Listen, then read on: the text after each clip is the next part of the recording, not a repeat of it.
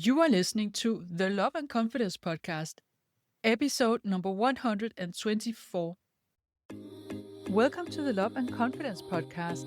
If you're a woman who wants to feel more irresistible, have more fun, and create deeper and more authentic connections, this podcast is for you. I am your host, certified life coach Lærke Nielsen, and I help you become the best and most confident version of yourself so you can attract the love life you desire. Let's get started.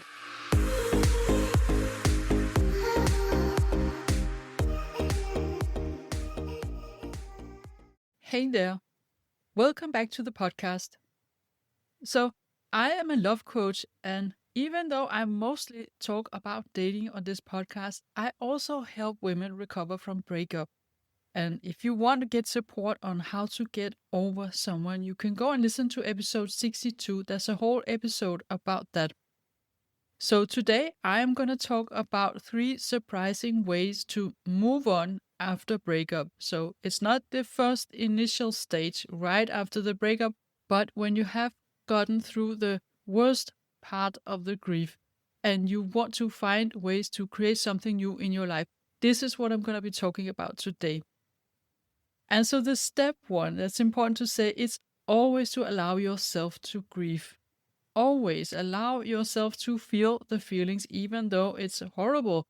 You want to just be there for yourself, cry when you need to, and feel really shitty until you have processed all these emotions. But you want to be careful not to confuse the pain that you feel with suffering, because suffering is something that we create in our mind. Suffering comes from all the thoughts that we might tell ourselves, such as, I wasn't good enough, I wasn't lovable, if only I did this or that, he would have stayed, and I will never meet someone again. Those are very, very typical thoughts that almost everyone has after a breakup, and this is not pain, it's suffering, because it's created by thoughts that are of course not true. So once you master the ability to see the difference between pain, which is just a pure missing of someone, and then the suffering, which is all the thoughts you have about how you are not good enough and what you could have done or said to prevent it from happening. Once you master that ability to see the difference and you know how to deal with the suffering, you actually can relieve yourself from at least half the pain, and you also can make it much easier for yourself. But this is something that requires one-to-one coaching. It requires a little bit more in-depth coaching than what I can give you in a podcast episode. I just wanted you to know that before you go to these 3 different ways that I'm going to explain today, you want to allow yourself a period of grief. And in that period of grief, you want to also be careful not to fall into the suffering. And typically, we think it's more difficult when you are broken up with than if you're the one who breaks up. But my experience is that many women who choose to break up, they actually feel that they have no other choice. They do it because the way their partner treats them, the way he behaves, and so on. So he might have checked out of the relationship already, and then she's just the one who puts it into words. And they feel that this is the only way, and it's actually not their own decision. So it's not necessarily easier to be the one who makes the decision to end a relationship, but it can give a small advantage in the sense that you feel that now you are taking control of your life. You are making the decision. You are taking the control here, even though it feels like you were more or less pushed into it. So what happens in the initial grief, I would say approximately 3 to 4 weeks is what you want to allow yourself to just feel sad. And it really sucks, and there's nothing else you can do but to walk through it. You can't skip that step. You can't take a detour and avoid it or jump over it. You actually have to feel all these feelings. And then once you've done that, you might still feel very vulnerable. You might still feel like your life is shitty and you want your ex to come back and nothing is the way it used to be.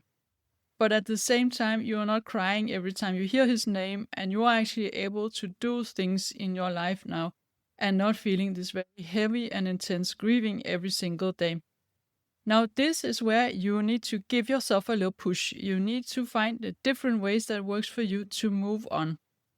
And we tend to think, oh no, I don't want to go back to the way things were before. But here I want to share with you, you never go backwards. You don't go back to the life you had before the relationship. You move on into a new life. And now you actually have the chance to change it and make it something else. So I've thought about 3 different ways that I think actually in general works for most people and that you can use to move on after the initial grieving stage. Now, the first one is do something for others. I'm going to explain in a moment because it might seem counterintuitive.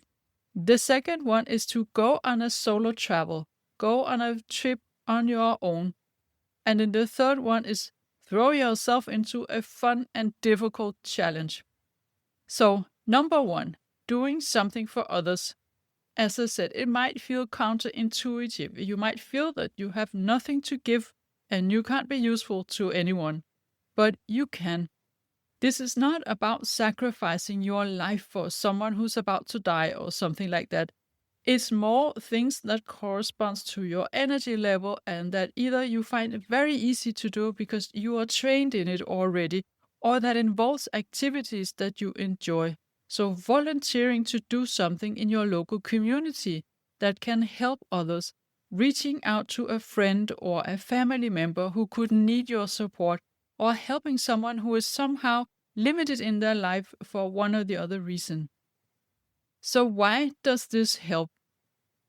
To begin with, it gives you a new sense of purpose. You get the experience that your time and effort really matters to someone. And usually you also will feel the gratitude. Sometimes maybe you will even be surprised of how grateful people can be for something that you feel is a very small thing to do. And secondly, it gives you a boost in your self-esteem.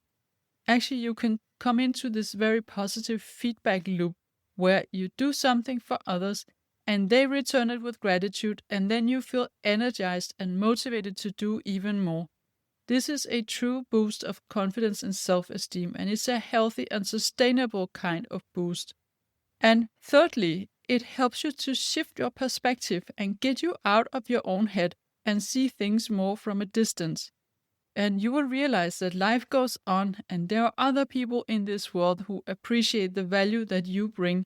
And there are also people with other kinds of problems and maybe bigger struggles than what you have. So it gives you a big shift in perspective. And then finally, depending on what it is you choose to do, you can also build some new skills or at least develop skills you already have. Whether that is in the act of service you do or the human skill of connecting with the people that you help. So that is the first one, do something for others. The second way you can help yourself move on is to go and do a solo travel. Go on a trip by yourself. And it can be anywhere. It doesn't have to be like 3 months of work and you go travel the world. It can be also just a weekend trip somewhere. Go there by yourself, experience everything in the freedom of just being you, and you get to decide everything. What happens when you go traveling alone is that you connect better with other people when you're traveling solo than if you are with a friend. You are more open to talking to other people, and you might actually sometimes need to talk to people. You might need to ask questions. Where do I go to find this? How does this work? And so on. So sometimes there will be situations where you are just forced to connect with other people. And when you travel alone, you also connect better with yourself. Again, you get a new perspective when you go out of your daily circles and your daily routine and you see something else. And you also boost your confidence when you show yourself that you can go traveling alone. And then finally, you can get some time for reflections. And if you then say you don't want to spend that much time alone, if that scares you, then maybe you actually have to do it. Maybe this is a good reason to go ahead and do it, just a short trip somewhere, because being able to spend time alone in your own company and enjoy that is crucial to building a new relationship. You have to get close to yourself and to not be afraid of your own company or feel bored and lonely with yourself. Because if you are bored with you, a man is going to be that too. So you want to be comfortable being alone with your own thoughts. And try to get curious about what it could be like to go on a trip alone and what it will feel like to be in your own company just for a weekend. So, I'm not saying you can't hang out with anyone when you go and travel. Of course, that's the whole point of it. You connect with new people, you talk to new people that you've never met before. It's a very healthy part of this journey, but at the end, you are on your own and it's your journey, and you decide what's going to happen and when and where you are going. The last way to move on after a breakup and after the initial stages of grief is that you give yourself a really big and difficult challenge. And it's going to be something you really want to achieve, something where you will be proud when you've done it. It could be train for a marathon, start your own business, write a novel, get a new job, renovate your flat, or take a new education. Those are just some examples, and it doesn't have to be these really big projects. It can be smaller as well, but it's got to be something that is a little bit difficult so that you will actually feel proud when you achieve it. This is all part of living an intentional life where you are in charge and you decide the direction of your life. You create it, and you're not just a passenger in someone else's car. Achieving a goal, overcoming a challenge, having to try really hard and make a huge effort and then succeeding is also a super efficient way of building confidence. So even if you're not fully achieving the goal, the distance you have traveled to get there, and that will already have changed you. So it doesn't really matter if you achieve the goal, because you will have done some work and you will have changed something inside yourself. You will not be the same woman when you are done with this project. You are a different person, and you have the byproducts of what you have achieved on your way to the goal, even if you didn't fully get it yet.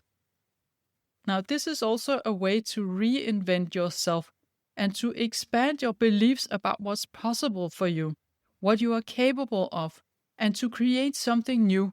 That is a clear evidence of your own power.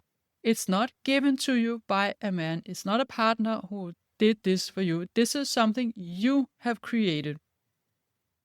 So when I think about my own breakups in the past, of course, normally I didn't do what I advise on now because I wasn't a life coach, but I actually did instinctively do some of the things.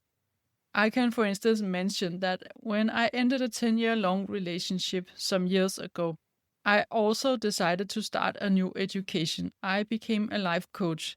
And after that, I also built my own business. And before starting on that certification, I also went on a few short trips alone. But it was just before COVID, so I didn't get to travel as much as I wanted. I only did 2 short trips, but it was a fun experience. And I basically did it because I wanted to go and visit new places, and I didn't want to feel stuck in this idea that I can't do it because I'm single now and I would normally have done this with my partner. So I decided I'm just going to do that on my own. And while I was training to become a coach, I also had in total 14 clients that I coached for free. So I did something for other people as well. And that was all without knowing that this was also part of me moving on. There was also another breakup I had many years ago where after that I signed up for 4 different classes to learn something new. So I went to classes at night 4 nights a week. And then a few months later, I started renovating my kitchen. So I can say that here I did both learn something new and give myself a big challenge to renovate part of my flat. These were all things I did more or less by coincidence, or at least it was not something I did based on any kind of knowledge that it could be a good way to move on. So at the end here, I just want to remind you that you never go back to the way things were before. After a breakup, you have a chance to reinvent yourself and your life and to take charge of it. So, given that you can create anything you want in your life and step into a whole new identity, then who do you want to be? And if I can then add, who do you want to be that will make your ex wonder, why on earth did I leave this woman? She's amazing. I was wrong about her. Ask yourself that question and then see what comes up. This was all I had for you today, and I'll be back next week with more talk about breakups. And as always, remember, no matter if you're single or not, you are loved, you are worthy, and you are important in this world. Have a wonderful week. If you like what you're hearing on this podcast and you want to get support from a coach on your love journey, I invite you to book a free consult call with me. You will find the link in the show notes.